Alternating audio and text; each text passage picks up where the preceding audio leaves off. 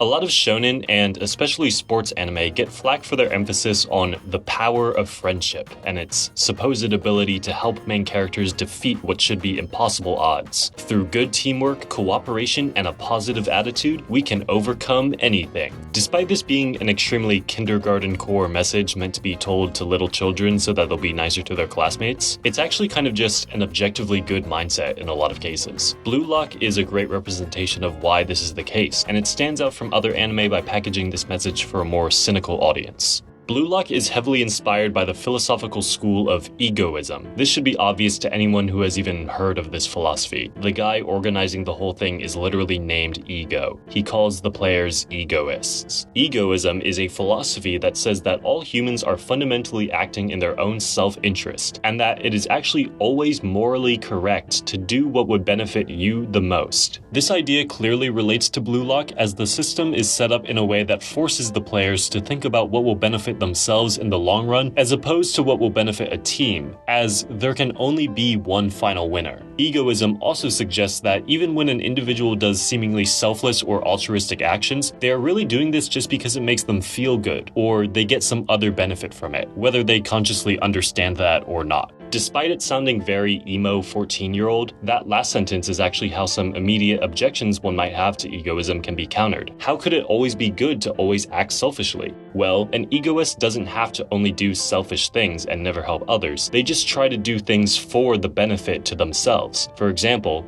an egoist would still help an old lady cross the street if they got some reward, or if they thought it would just make them feel good. Okay, so how does this tie into teamwork? If you took a group of people collaborating on something and suddenly turned them all into egoists, wouldn't it become a complex interplay of a bunch of self-serving individuals who only pretend to care about the benefit of the others, coldly calculating how to manipulate each other while still grasping for as much reward for themselves as possible?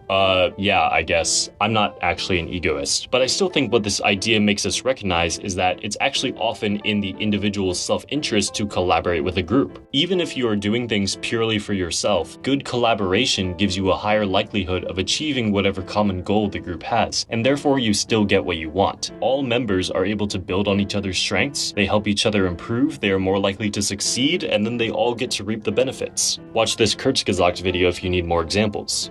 This is basically what Blue Lock is about. The idea was pretty obvious to me from pretty early on. Once everyone learns how the system works, they all chaotically try to achieve goals purely on their own, but then they realize that some form of organization is necessary to win, and then they start to learn each other's abilities and find ways they can combine their strengths to win more games, which helps the entire group and therefore each individual in the group as well. For the people who aren't literally God, it is in their best interest to work with their teammates and help them succeed, because a success for the group means they all get to survive. Even if one player is significantly more skilled than everyone on the other team, the less skilled players can still give themselves a chance depending on how well they are able to work with each other. This is a big part of what makes Blue Lock satisfying to watch. We see how the interplay of different individual abilities combine to defeat much stronger opponents, and we get to see how different team compositions play against each other, the winner often being determined by which team is able to utilize the complex combination of every player to gain the slightest edge over their opponents, as long as there isn't just a massive skill difference. For a more specific example later in the show, take this one scene from the second selection. Baro keeps trying to score goals for himself and refuses to pass to his teammates, which results in him losing the ball and his team is now losing. At the end of one of his 20-minute monologues, Isagi then decides Baro is a dumb bitch and passes the ball to Nagi instead,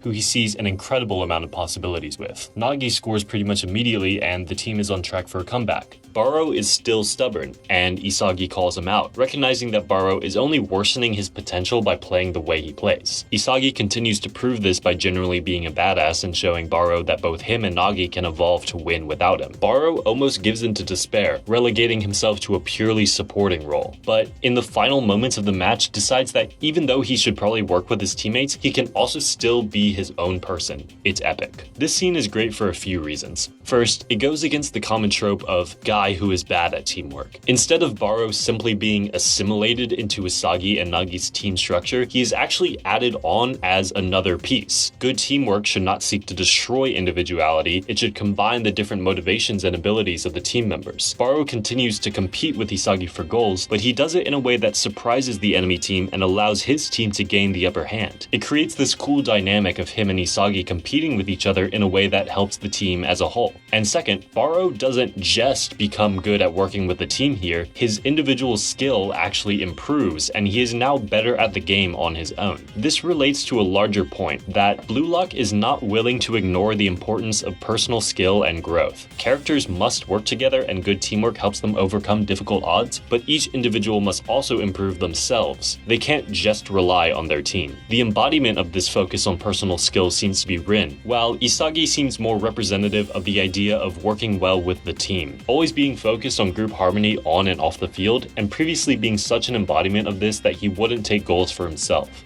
Blue Lock seems to be about Isagi learning the importance of both of these ideas, and it seems that unifying them will be the key to succeeding in the end. I think what makes Blue Lock really stand out is the fact that we know there can only be one final winner. All of the characters must do things primarily for themselves, and seeing how what they decide to do changes based on their individual self-interest and the different situations they find themselves in is really interesting. We aren't just watching the abilities of the characters interact, but how the different self-serving motivations of the characters interact as well. Depending on the situation, the desires of the characters will create cooperation, or they will lead to competition, or they will create competition that actually benefits both parties. It's complex and weird as shit sometimes, but always cool. Blue Lock does not stand out because it takes some hyper-individualistic teamwork is dumb stance. It stands out because despite showing why teamwork is good, its unique premise allows the story to not sacrifice the motivations of the individual characters, and it refuses to ignore the importance of individual skill. It's an appeal to both people who want to foster cooperation and people who want to look out primarily for themselves, while also telling each person that the opposite idea can also be helpful. It's the dialectic. It's the double helix from Gurren Lagann. It's the basis of civilization. Blue Lock is about egoism. It believes we are all fundamentally acting in our own self-interest, but it demonstrates how even with that worldview, you must recognize the need for balance between doing things that are good and meaningful for yourself and doing things that are good for your group, team, community, country, whatever. Because oftentimes, the things that benefit the group benefit you as well. At least that's what I think. The story's not over yet, and I'm not ahead on the manga, so I could be off. But whatever. Tell me what you think about what I've said here, or anything else you think is interesting about Blue Lock. Write a comment about why you think it's cool and good, or why you think it's bad, even. I'd love to hear it. Thanks for watching, bye!